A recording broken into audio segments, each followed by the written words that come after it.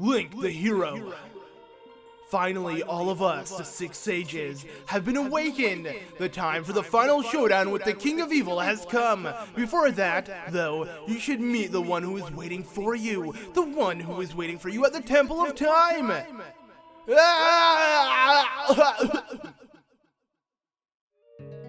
Alright, chill out, Raoul. We get it. You're cool and all. Jeez, holy crap. Hey everybody, and welcome back to The Legend of Zelda Ocarina of Time. I'm ZeldaMaster, and in this episode, we're going to be doing exactly as Raoul told us. We're going to be heading back to the Temple of Time and seeing what awaits for us. So, let's go ahead and head straight back to the temple by playing the Prelude of Light. Here we go! Whee! Alright, for some reason I came in walking, even though I teleported, but I've been waiting for you, Link. Who is it? Yeah, it's Sheikah. Surprise, I guess. I don't know. Link, the hero of time. You have overcome many hardships and awakened 6 sages. And now you have a final challenge, a showdown with Ganondorf, the King of Evil. Before that, I have things I want to tell only to you. Please listen. Another unknown legend of the Triforce passed down by the shadow folk, the Sheikah.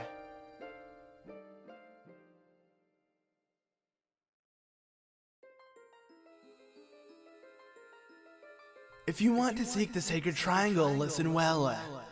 The resting place of the Sacred Triangle, the Sacred Realm, is the mirror flex within the heart.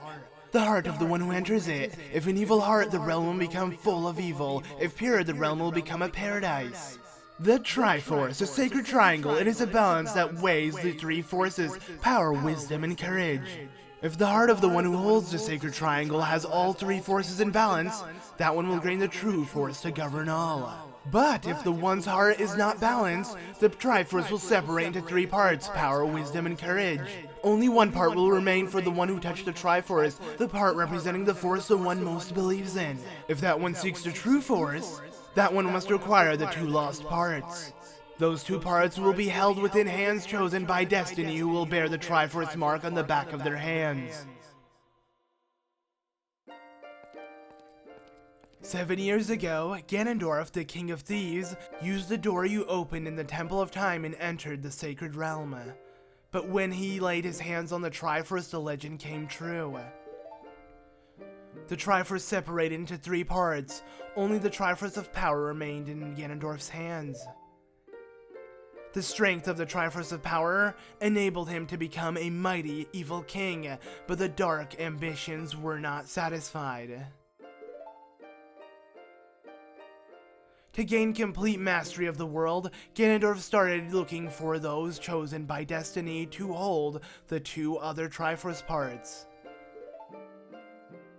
The one who holds the Triforce of Courage is you, Link. Surprise! And the other one who holds the Triforce of Wisdom is the 7th sage who is destined to be the leader of them all.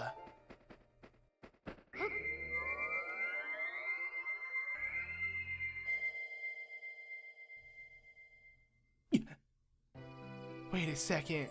Sheikah, you're a girl?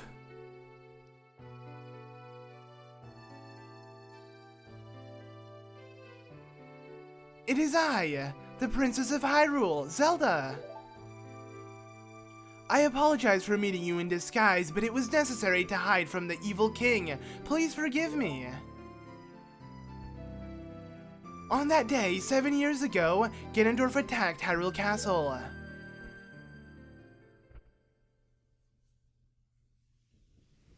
I saw you as I was escaping from the castle with my attendant, Impa.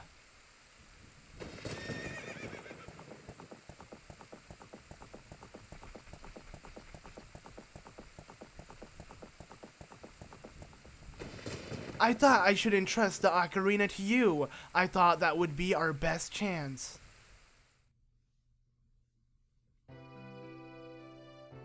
As long as you had the ocarina in your possession, I thought Ganondorf could never enter the Sacred Realm, but something I could never expect happened.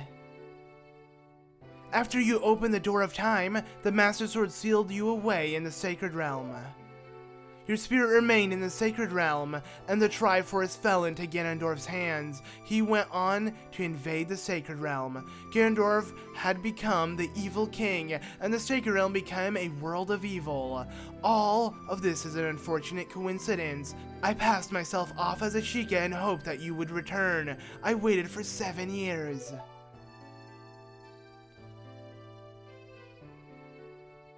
And now you are back! The Dark Age ruled by Ganondorf, the evil king, will end! The 6 sages will open the sealed door and lure Ganondorf into the sacred realm. I will then seal the door to the sacred realm from this world. Thus, Ganondorf, the evil king, will vanish from Hyrule. Link, in order to do this, I need your courage again. Please protect me while I do my part. And here is a weapon that can penetrate the evil king's defenses, the power given to the chosen ones. The Sacred Light Arrow.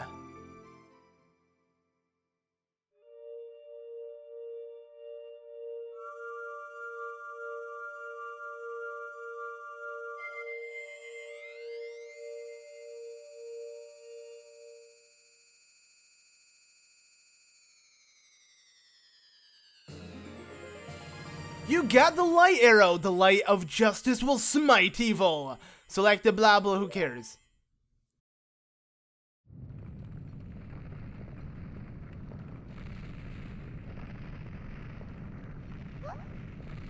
That rumbling! It can't be!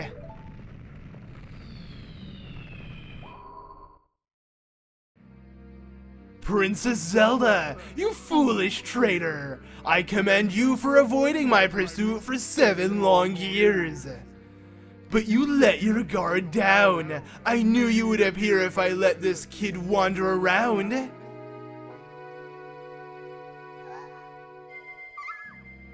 My only mistake was to slightly underestimate the power of this kid.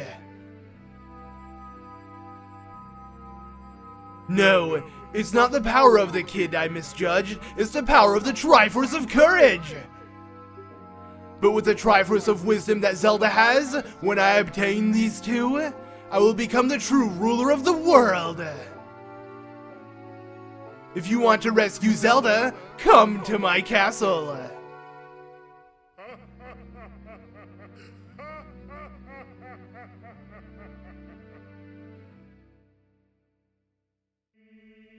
Is that a threat, Ganon? I'm gonna do that then. I'll do that. Actually, it's too nice of a day to let Ganondorf ruin it for me. Princess Zelda can wait for another day. I mean, do I have to save her now?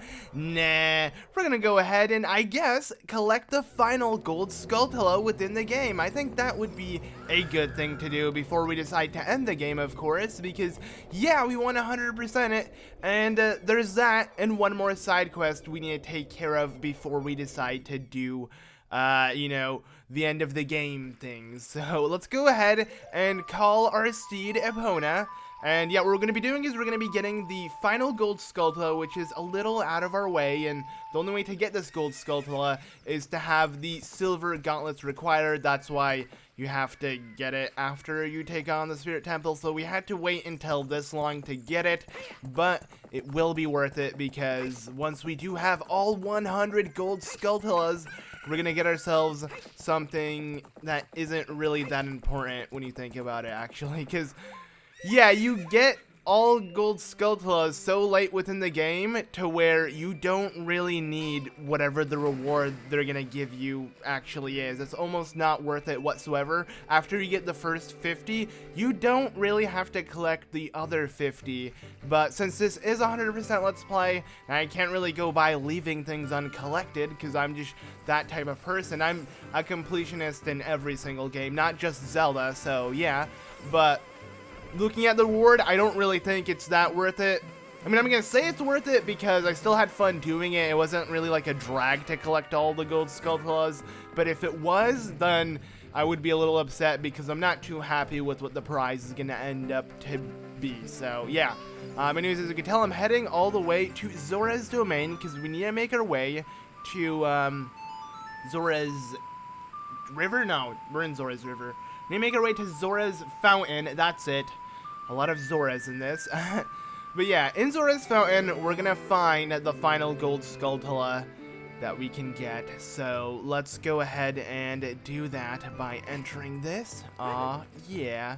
And finally get it. I am pretty excited to actually get it. It's so rewarding actually coming to this area, because this was always the last Gold Skulltula I ever got, because it was so, you know, out of the ordinary. You just never expected it to be here. So, and you have to get it so late into the game as well, that I remember doing this in my own like personal playthrough. And I was coming here and I'm like, oh my god, I'm getting the final Gold Skulltula. Obviously, I had a friend tell me where it was. I didn't believe him because I came here. I was like, alright, so where is it exactly? But just knowing I was going to find it in this location was just so rewarding. And when I got it, I mean, I was happy with the prize. You're going to see what the prize is real soon. Anyways, actually, before I continue going any further, you know what, it doesn't matter. I'm going to go ahead and show off its location, but obviously it needs to be nighttime because the sun doesn't go up or down within Zora's fountain. It's not like Zora's River where, you know, the day actually changes. So we're going to have to play the sun song to get it to turn nighttime, which I'm going to do right now after entering the fairy fountain, because when I play it, it's going to automatically spawn me in the most recent area I came out of. So I don't want to start out back at the beginning of the fountain. That'd be pretty lame to swim all the way back here. And I need to be here to get the Gold Skulltula. So if you watch, yeah, we're going to come right outside of the fountain. So it's a good thing I entered it, just to exit it. But this is what we need to pick up. This is what we need the silver gauntlets for. Yes, to pick up a ginormous rock that a Bagoron sword wouldn't normally break. So, or a Bagoron sword. What? Bagoron sword can't even break rocks. What am I saying? A Megaton hammer wouldn't break, nor bombs or anything like that. Anyways, here you're going to need your lens of truth to see the Skulltulas that are all over. But you can easily skip them instead of defeating them and just climb your way up this really long stairway. It's kind of weird how out of place this whole area is. You should never expect it to be a secret here in Zora's. I keep wanting to say fountain. No, it is fountain. Okay, never mind. But yeah, it's just something you wouldn't normally expect. But here it is, my friends, just chilling about. And just like this, we got ourselves another token, which is the final one. Look at that, all 100 Golden Skull tokens. Yeah, we did it. Now, let's go ahead and make our way to Kakariko Village so we can claim our prize. Took us 50 Gold Skulltulas to save one guy. I mean, the rest were just 10s, but this one, he required 50 of the tokens so he can turn back to his normal human state. So I guess we should say hi to him and let him know that we are his savior. We have done it for him. So yeah, he owes us big time. I'll tell you that much. But notice it just rains around the area of where the Shadow Temple is, and then it just completely stops raining once you exit that area. Kind of interesting weather. Actually, I've been in an area like that. I remember, I believe in like my backyard a couple years ago, not where I currently live, but it was not raining, but it was snowing, and it was only snowing in a certain area. Like, I literally walked out of the snow. It was really weird how that happened. Assuming like the snowing cloud didn't reach. I don't know. It was interesting though to see, because it was an area I could easily walk out of, like of the distance, and it was just trippy, I'll tell you that much. But alright, so the House of Skulltula, there he is, my friends, the one that required 50. Look at him dancing and whatnot. He's the only one balding out of all of them. He would have looked exactly the same, you know, with different clothing, but nope, they decided to have him bald a little bit, maybe to kind of tell you he's the oldest one out of these guys. But since you destroyed 100 spiders of the curse of on me has been broken. Thank you. Here's a token of my appreciation. Please take it. And yes. Ta-da! Merry Christmas. It's not Christmas. Whatever. Hey, guys, there you go. So it was 200 rupees. Now you may say, what? Really? No. And I totally agree with you. But what's cool about this is, I mean, it's not necessarily cool because now I already have a full wallet, so it's not going to benefit me, but if you need more rupees, you can always talk to him and he'll give you another 200 rupees. So you can keep getting those constantly every time you enter and exit the House of Skulltulas. So, I don't know, you tell me, is it worth it? Because I honestly, I don't know. To me, I guess I could say yes, but it's so late into the game that it's not worth it. Like, if I got this earlier, this unlimited supply of rupees, yes, I would love this whole concept, but I don't. You get it so late within the game, like, right before you take on the final area, so, yeah. But that's just my opinion. Let me know down in the comments what you think. I mean, I guess they didn't really expect you to collect the other 50, like to have all 100 Gold Skulltulas, so they didn't want to have anything too important as a reward, which I can understand, but it would have been cool to get, like, a purple tunic, or just something bizarre that doesn't really do much. Like, let's say the purple tunic, since it's a cross between red and blue, it allowed you to withstand the heat of the fire and breathe underwater as well. I think that would have been a really cool add-on. Plus, you know, purple, you know, like 4 swords, that's the only color you're missing, so it would have made a lot of sense. But sadly, it's just an endless supply of rupees, so yeah.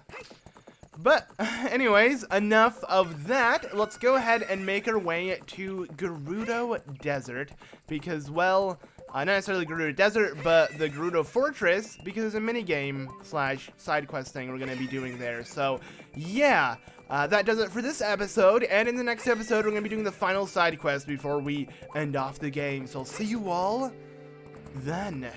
Goodbye.